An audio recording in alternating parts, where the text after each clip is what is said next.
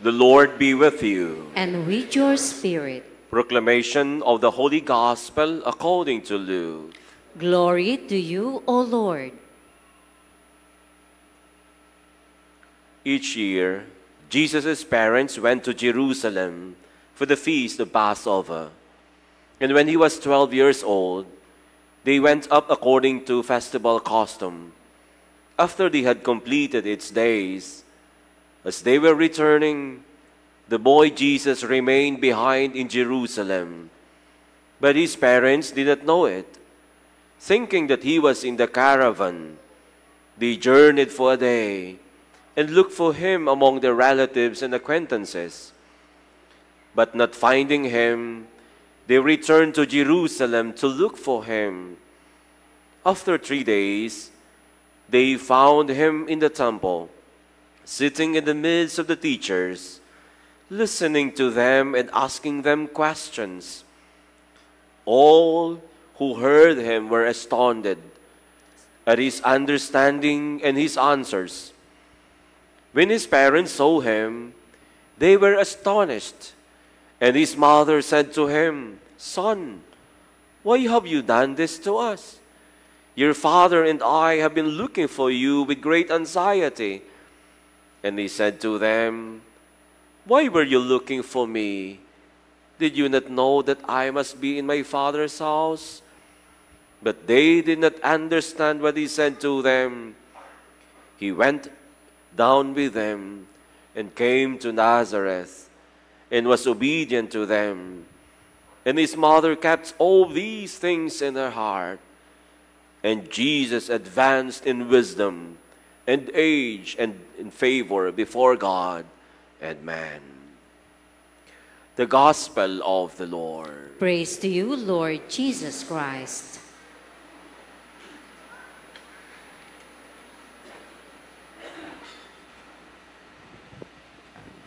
Merry Christmas. Pasko pa. The first reading reminds us of a mother consecrated her son to God.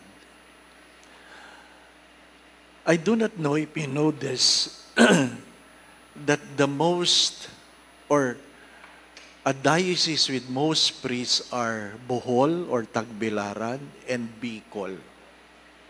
Bicol. Ano pa? Ang dami nagpapari. At pinag-aaralan namin yan, bakit? Sa Maynila, wala na. Wala na pumapasok. Ano po? Bakit?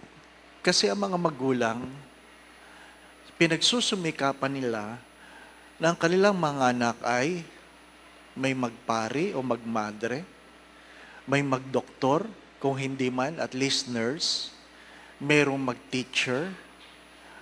Ang pang-apat ay, kung hindi sundalo, dapat pulis.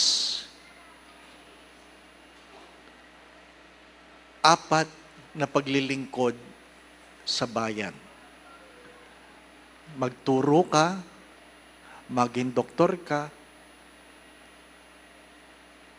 maging pulis ka, o magpari ka. Ano pa? Ilan kaya sa mga magulang ganun ang pag-iisip ngayon? Hindi po ba, ano? Ang marami, magkagawad ka. Magkagawad. Magkagawad ka na lang. Ano pa? Kahit walang tinapos. Di po ba, ano? Maging politiko. Yan ang malungkot na kwento. Whether you like it or not, the late John Paul II, now saint, said, "The road of the future is the road of the family." The kind of family you have will be your future. You can learn intelligence, information from schools, but values and virtues are learned at home. Values are not learned in the school. It is being learned at home. You learn love at home. You learn respect at home. You learn honesty at home. And sometimes the opposite, you learn it from the school. My dear friends, my brothers and sisters, Seriously, how many among you, parents, consecrate your children to God? How many? How many? I always ask this to parents, baka pwede magpari yan. Di po ba, no? Baka pwede magpari yan. Opo, Father, opo. Gusto ko nga po niyan eh. Ano pa? Pag maliit pa. Pero pag malaki na, ay hindi na. Di po ba, no? Pagpariin mo yan, huwag, Father, sayang. Bakit naman sayang? Gwapo eh. Oh? Napakasakit nun. Di po ba, no? Bakit? Pangit ba kami? No, di ba? My dear friends, my brothers and sisters, mahirap ang buhay na pagiging pari, pero sigurado ko, buhay ka pa, pinagdadasal ka na. Lalong-lalo na pag namatay ka. Lahat ng misa kasama ka. Hindi po ba? Ano? Hindi ka na nag-iisip kung mayroong magpapamisa sa iyo. Yung anak mo, mimisahan ka na. Di ba? How do you see your future? When we look at our future only in the limitations of our lives, then we easily lost track of what is more important. The second reading reminds us of how to live a holy life, focusing on the life of Jesus. But allow me to talk about the book of Sirach, about family. About family. It was not written, it was not read. Ano po? They have chosen another reading. But what is the book of Sirach said? God sets a father in honor over his children, a mother's authority to confirm over her son. May tungkulin ng mga magulang para sa kanilang mga anak. May tungkulin. Ano ibig sabihin? Ang kinabukasan ng mga anak ninyo, mga magulang, may pananagutan kayo. Kailangan alam ng mga magulang at naintindihan ninyo na meron kayong pananagutan sa kinabukasan ng inyong mga anak. At pag ako'y nagkakasal, sinasabi ko sa mga ninong at ninang, mayroon silang pananagutan sa kanilang inaanak. Mahalaga yung ikaw ay nagre-regalo, pero wag mong kakalimutan, may pananagutan ka sa Diyos. At ano po sinasabi dito? Whoever honors his father atones for his sin and preserves himself from them. When he prays, he is heard. He is heard. The only law that has a promise is honor your father and mother. That is the only law that has a promise. That when you honor your father, your prayers will be heard, your sins will be forgiven. Children, listen. If you honor your father, regardless, are they good or not? Hindi sinasabi, honor your father. If you honor your father, you atone your sins. Your sins are forgiven and your prayers are heard. That is very important. And those who honor their mother store up riches, who stores up riches. Ano ibig sabihin? Yung mga gumagalang sa kanilang mga nanay, nag-iipon yan ng yaman para sa kanilang mga bukas. Nag-iipon ng yaman. Mga anak, sa ayaw at sa gusto ninyo, ang Diyos ang nagsabi dyan. Ha? Kung hindi nyo igagalang ang inyong mga nanay, maghihirap kayo pagdating ng araw. Hindi ang karma. Hindi ang karma. Yan ay kautusan. It is a law. If you fail to honor your mother, you are simply putting your life miserably. Hindi ibig sabihin, wala kang pera. Maghihirap ka. May pera ka, maghihirap ka. Bakit? Kung anong papasok, palagi may gagastusin. Dahil sadyang maniningil ang kautusan. Sadyang maniningil. Hindi ako may sabi niya na. Nakasulat yan. Ngayon, inulit-uli, whoever honors his father is gladdened by children, and when he prays is heard. Yung gumagalang sa kanyang ama, pasasayahin ng kanyang anak. At pag siya'y nagdasal, pakikinggan ng Diyos. Pakikinggan ng Diyos. Sa madalit sabi, sinusuklian ng Diyos o susuklian ng Diyos ang paggalang mo sa iyong ama. Whoever reveres his father will live a long life, and he who obeys his father brings comfort to his mother. Kung gusto mo pasahin ang nanay mo, ano po? Ipakita mo ang iyong paggalang sa iyong ama. Hindi ko sinasabing, yung mga tatay, magpabaya kayo kasi igagalang din naman kayo. Ha? Mag-antay ka, tatay. Ano po?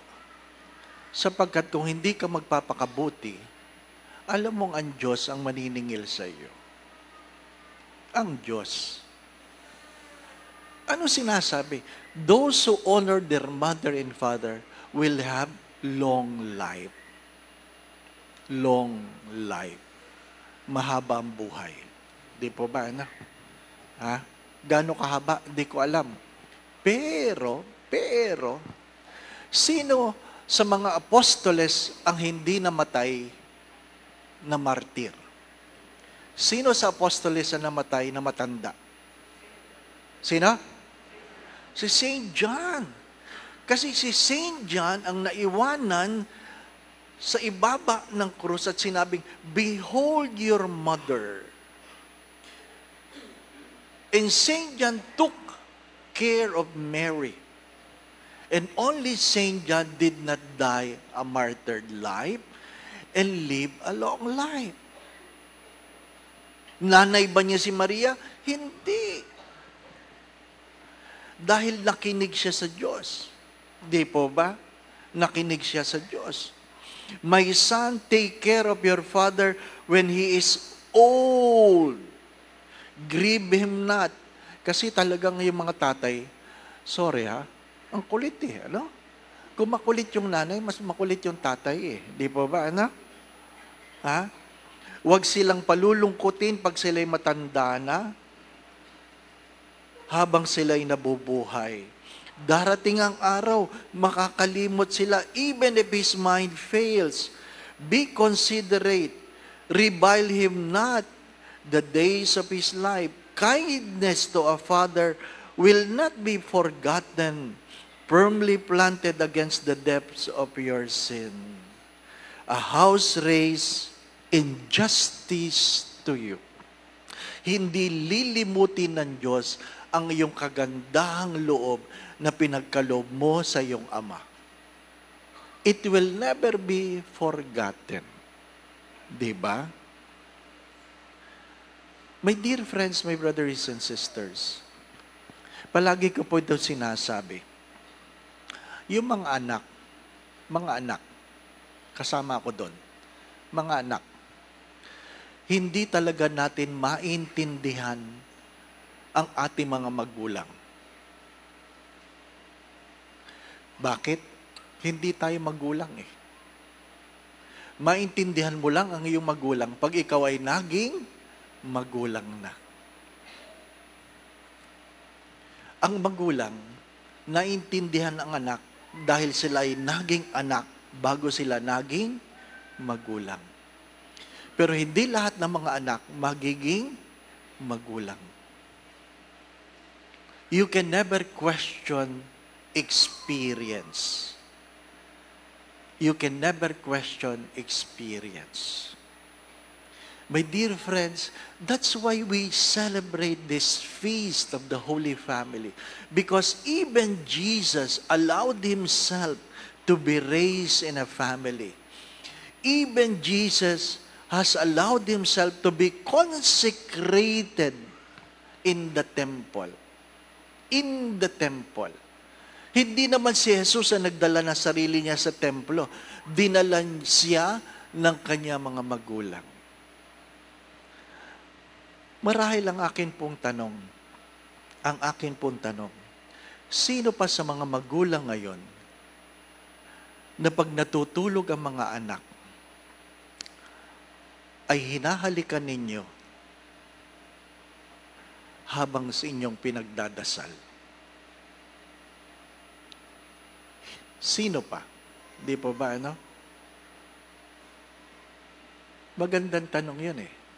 Pag hindi tayo nagdadasal, hindi natin kinonsecrate ang ating mga pamilya sa Diyos, huwag tayong aasa na tayo ay pagpapalain ng Diyos. Maiksi lang ang buhay. Maiksi lang ang buhay. Ang aming nanay ay 92, magna-93. May dementia na. Paminsan-minsan, mahina na. Nag-get together kami noong 27, kompleto kami. Tagtulog ang nanay namin. Ano ibig sabihin? May araw na natutulog lang yan. 3 araw na tulog. May araw na 3 araw na gising. Ano po? Mahirap bantayan. I know, nag-get together kami. Tulog, tagtulog. So lahat. Pinuntahan siya sa kama niya. Ano po? Binati siya. Merry Christmas. Pag mulat na ganyan, tatanong lang niya, kompleto na kayo? O, kompleto na kami. Akala ko naman, pag sinabing kompleto na, babango na. O, kompleto na kami, kain na tayo. Sige, kumain na kayo, inaantok ako. Di ba, no? O, ganon. Ha? Nakwento ko na ito. Ng aming bunsong kapatid was lately diagnosed with cancer. Inabot ko doon sa kwarto, umiiyak. Bakit? Ang mahalaga pa rin sa anak, ang yapos ng ina. Naintindihan ba ng nanay niya na yung kanyang anak may cancer? Sa ngayon, hindi na. Pero, mahalaga pa rin ang yapos ng nanay. Ang yapos ng nanay. Ha? Kaninang umaga, yung kapatid ko nagpadala ng picture, nag-aalmusal ang nanay namin. Sabi ko, kumusta? Nakwento mo ba na kompleto tayo? Oo lang na ko. Oo. Pagkatapos na kumain, sabi ng nanay namin, alis na tayo.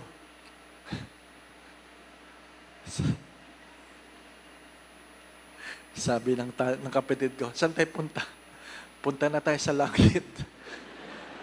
Punta na tayo sa langit. Sabi ng kapatid ko, wag muna.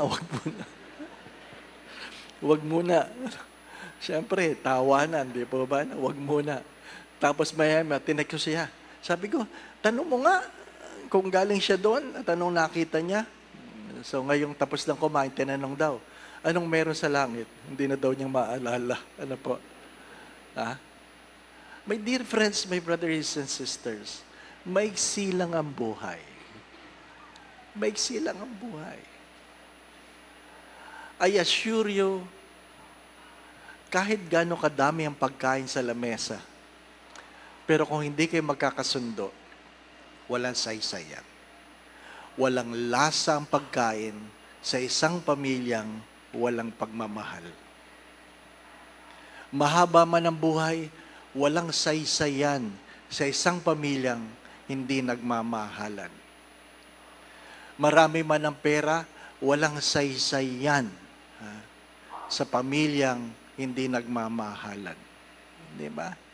Ang malungkot na kwento ng aming mga benefactors, yung iba doon, mayayaman, yan ang mga tumulong sa amin sa seminaryo, na kung saan ang kanilang mga pagluhay, kung kailan naging matagumpay ang mga anak ang nagdidimanda sa magulang dahil kulang daw ang pamana.